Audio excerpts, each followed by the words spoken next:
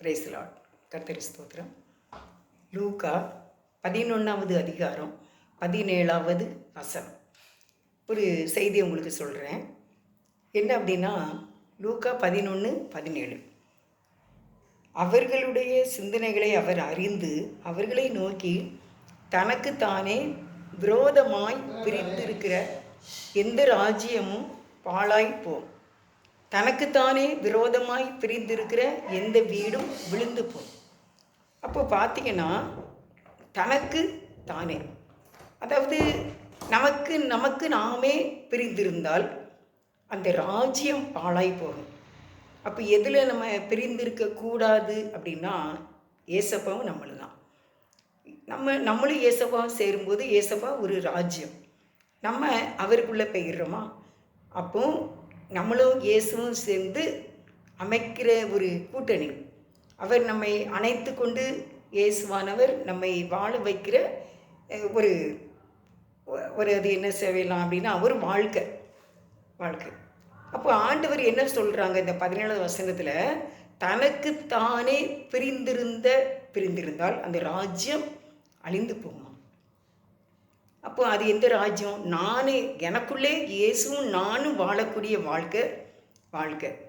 அப்போது அந்த இயேசுவோடு வாழ்கிற வாழ்க்கை பிரியவே கூடாது. அப்படி பிரிந்தால் அது எப்படி போகும் அப்படின்னா பாழாய் போகும். அப்போ நம்முடைய இருதயத்தில் இயேசுவும் நம்மளும் வாழக்கூடிய வாழ்க்கை வெற்றியான வாழ்க்கையாக இருக்கும்.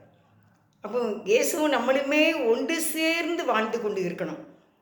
நான் அந்த லூக்கா 11வது அதிகாரத்தில் 18வது வசனத்தை உங்களுக்கு நான் அதை சொல்கிறேன். அப்போ உங்களுக்கு நல்லா இதை நல்லா புரிஞ்சிடும். அப்போ இயேசுவும் நம்மளும் சேர்ந்தே வாழ வேண்டும். ஏசப்பாவுக்கு என்ன பிடிக்கும் அதை நம்ம செய்யணும், அவருக்கு எது இஷ்டம் அதை நம்ம செய்துக்கிடணும். இயேசு கூடவே வாழணும், இயேசு கூடவே இருக்கணும் எல்லா காரியத்திலையும். ஏப்பா உங்களுக்கு பிடிக்குமா?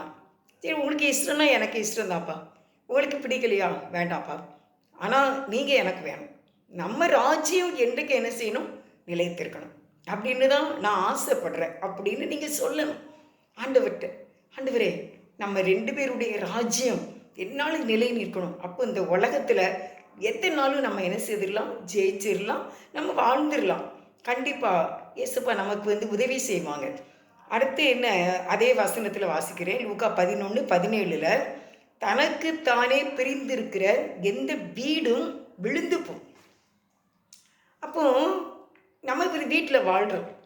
நம்ம வீட்டிலே நம்முடைய இப்போ சகோதரிகள், கணவன், மனைவி, பிள்ளைகள், மருமக்கள், பேரன் பேத்தி, இப்படி நம்ம வாழ்ந்து கொண்டு இருக்கின்றோம். இந்த வீட்டில் பிரிவு வரும்போது அந்த வீடு விழுந்து போகும். அதாவது நான் பில்டிங்கை சொல்லலை, வாழ்க்கையை சொல்கிறேன். பிள்ளைகளுக்குள்ளே, நம்ம குடும்பத்துக்குள்ளே சமாதானம் இருக்க வேண்டும். அந்த சமாதானம் இருக்கும்போது அந்த வீடு நிலை நிற்கும். நம்ம வீடு கட்டும்போது எவ்வளோ ஆழமாக ஸ்ட்ராங்காக அஸ்திவாரம் போடுறோம். முன்னாலெல்லாம் ஒரு அஸ்திவாரம் போடுறதுக்கு 1 லட்சம் ஆகும்.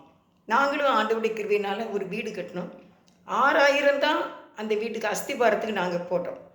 இப்போ 10 லட்சத்துக்கெலாம் என்ன செய்கிறாங்க? வீட்டுக்கு அஸ்திவாரம் போட்டு அந்த வீடை கட்டுறாங்க. அப்போ எத்தனை மாடி கட்டினாலும் கீழே அஸ்திவாரம் ஆழமாக உறுதியாக இருக்கிறதுனால அந்த வீடு என்ன செய்யுது? நிலை நிற்கும். மாடி மேலே மாடி கட்டுவாங்க. எத்தனை எடையுள்ள கட்டில் போட்டாலும், எத்தனை விதமான வெயிட்டான பொருட்கள் வைத்தாலும் அந்த வீடு எப்படி இருக்கும்? எத்தனை ஆண்டு காலங்கள் ஸ்ட்ராங்காக இருக்கும். நாங்கள் இருக்கிற இடத்துல ஒரு வீடு இருக்குது. ஒரு சின்ன வீட்டில் நான் அந்த வீட்டில் குடி வந்தேன். அப்போ இப்போ அந்த வீடு நான் அந்த வீடு 44 வருஷத்துக்கிட்ட ஆகுது. அதுக்கு முன்னாலே அந்த வீடு இருக்குது. இப்போ 44 வருஷமாகவே அந்த வீடு நல்லா தான் இருக்குது. அப்போ அதுக்கு முன்னாலே எத்தனை வருஷமோ, 100 வருஷம் கூட இருந்திருக்கலாம். இன்னுமே நல்லா இருக்குது. மக்கள் குடியிருக்கலாம், மேலே டேங்கு வச்சுருக்காங்க, எல்லா வசதிகளோடு இருக்குது பார்த்துக்கோங்க. அப்போ இந்த ஸ்ட்ராங் தான். அந்த செங்கல்கள் ஒன்றோட இசைவாக கட்டப்பட்டதுனால ஸ்ட்ராங்கர். இன்றைக்கி குடும்பத்தில் நம்ம குடும்பமாக இருக்கோம். நம்ம குடும்பத்தில் எத்தனை பேர் இருக்கீங்க? 5 பேர் இருப்பீங்க, 7 பேர் இருப்பீங்க, குட்டி பிள்ளைங்க இருப்பாங்க, எல்லோரும் நமக்கு இருக்கோம். நமக்கு நாமே பிரித்திருக்கக்கூடாது என்று நான் உங்களுக்கு இந்த செய்தியை சொல்லுகின்றேன். தற்சமயமாக சாயங்காலம் போல் பைபிள் வாசிக்கலாம் இன்னைக்கு அப்படின்ட்டு இதை எடுக்கும்போது இந்த லூக்கா 11வது அதிகாரம் ரொம்ப டச்சிங், 11 அதிகாரம் இந்த 17வது வசனம் ரொம்ப டச்சிங் பண்ணிச்சு. அப்போ நான் அதை கூர்ந்து இந்த 17வது வசனத்தை வாசிக்கும் போது தேவன் என்னோடு பேசினார். தனக்குத்தானே பிரிந்திருக்கிற ராஜ்யம் அப்படின்னா நம்மளும் இயேசுவும் தான். ஏன்னா நமக்கு ஒரு தலைவர் இயேசு. அந்த ராஜ்யம் அது நீனும் தேவனை பிரிஞ்சா அது பாழாய் போய்விடும். ஏன்னா சாத்தான் வந்து அங்கே குடி வந்துடுவான். குடி வந்து அவன் தன்னோட இன்னும் 7 பேரை கூட்டி கொண்டு வந்து அங்கே அவன் குடி இருக்கும்போது அது திருடவும் கொல்லவும் அழிக்கவும் வரக்கூடிய ராஜ்யமாக நாம் மாறிவிடுவோம்.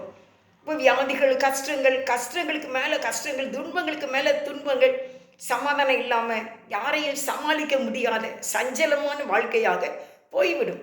அப்போ அதனால தான் அது பாழாய் போயிரும் பிரிந்தால் சொல்கிறாங்க. நம்ம பிரியக்கூடாது.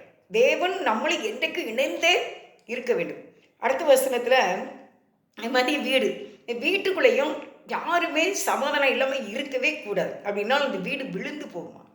அப்போ வீடு விழுந்து போகாமல் இருப்பதற்கு என்ன காரணம் அப்படின்னா ஒற்றுமை தான். ஒற்றுமை எல்லாருக்குள்ள, உடன்பிறப்புகளோ பெற்றோருக்குள்ளோ நம்ம குடும்பத்தில் தனிப்பட்ட ஒவ்வொரு நபருக்குள்ளாக நாம் ஒரு ஒற்றுமை உள்ளவர்களாக காணப்பட வேண்டும். ஒரு குத்து விளக்கு பாருங்கள், அந்த குத்து விளக்கில் நிறைய திரிகள் போட்டிருப்பாங்க, எண்ணெய் ஊற்றிருப்பாங்க. அந்த குத்து விளக்கு பார்ப்பதற்கு எவ்வளவு அழகாக இருக்கும். அது ஒரே இடத்துல தான் இருக்குது, ஆனாலும் அதிலிருந்து பல கிளைகள் மாதிரி அந்த திரிகள் எரியும் போது பார்க்கவே பளிச்சுன்னு இருக்கும். ஏன் நம்ம அப்படி ஒரு குத்து விளக்கு போல எல்லாருக்கும் வெளிச்சம் கொடுக்கக்கூடியவர்களாக நீங்கள் இருக்கக்கூடாது, நான் இருக்கக்கூடாது என்று இன்றைக்கு ஆண்டவர் நம்மிடத்தில் கேட்கின்றார். நாம் அப்படி பல விளக்குகளை கொண்டவர்களாக ஸ்ட்ராங்காக நிற்கும்போது உங்கள் நிமித்தமாக உங்கள் குடும்பம் நிலை நிற்கும். உங்கள் குடும்பம் நிலை நிற்கிறதுக்கு உள்ள ஆண்டவர் சொல்கிறார். 7 சபைகளை குறித்து சொல்கிறார். ஒவ்வொரு குத்து விளக்கும் ஒவ்வொரு சபை. இன்றைக்கி நம்ம வீட்டில் இருக்கிற நீங்கள் ஒருத்தர் ஒரு சபை, நீங்கள் ஒரு குத்து விளக்கு. அந்த சபையை எப்படி ஒரு விளக்கு தாங்குதோ, ஒரு ஆலயத்தில் எத்தனையோ மனிதர்கள் கொண்டதான் ஒரு சபை, அப்படியே நம்ம வீட்டில் நீங்கள் உங்களை சுற்றிலும் இருக்கிறவங்க கொண்டதான் ஒரு சபை, ஒரு குடும்பம், ஒரு வீடு.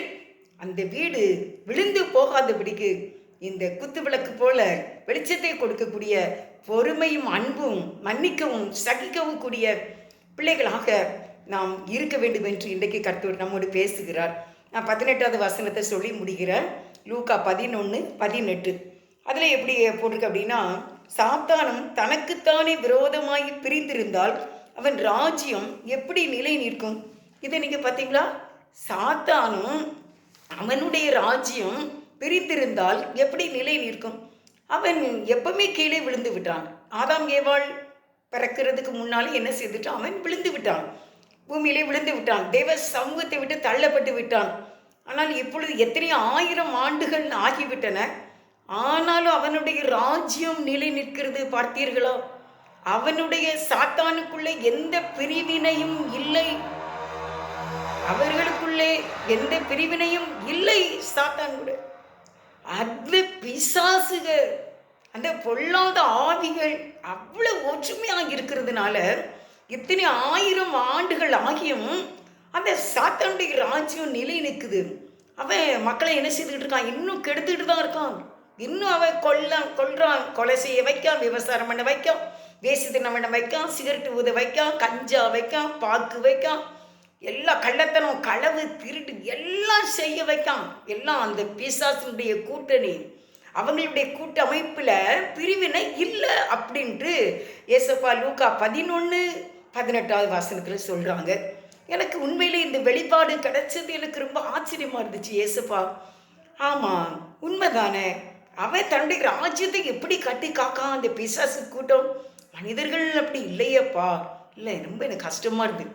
அப்போ தான் நான் உடனே நினச்சி ஏசப்பாடி பெரிதான கிருபையினால் இந்த வீடியோவை நான் உங்கள் மத்தியிலே சொல்லி கொண்டு இருக்கின்றேன். அதனால் இன்றைக்கு நினச்சிக்கோங்க, என்னுடைய வீடு, என்னுடைய ராஜ்யம் பாழாய் போகவும் கூடாது, விழுந்து விடவும் கூடாது. நான் எப்படி ஒரு குத்து விளக்கு அநேக திரிகளை தாங்கி நின்று அது வெளிச்சம் கொடுப்பது போல நான் இருப்பேன், சகிப்பேன், பொறுத்துக்கிடுவேன், எல்லாரையும் அணைத்து கொண்டு வெளிச்சமாய் நிற்பேன். என் வீடு என் நிமித்தமாய் நிலை நிற்கும் என்று நம்மை கர்த்தருடைய சமூகத்திலே தாழ்த்தி ஒப்பு கொடுப்போம். நீங்கள் அப்படி செய்வீர்கள் என்று நான் கர்த்தருக்குள்ள விசுவாசிக்கிறேன். தேவனும் அப்படி எதிர்பார்க்கிறார். கர்த்தருக்கு ஸ்தோத்திரம். கர்த்தருடைய நாமம் மகிமைப்படுவதாக. இந்த வாய்ப்பை கொடுத்த தேவனுக்கு நன்றி. அப்படி நீங்கள் பின்பற்றுங்கள், நீங்கள் ஆசீர்வதிக்கப்படுங்கள். உங்கள் ராஜ்யம் நிலை நிற்கும், உங்களுடைய வீடு நிலை நிற்கும். God bless you.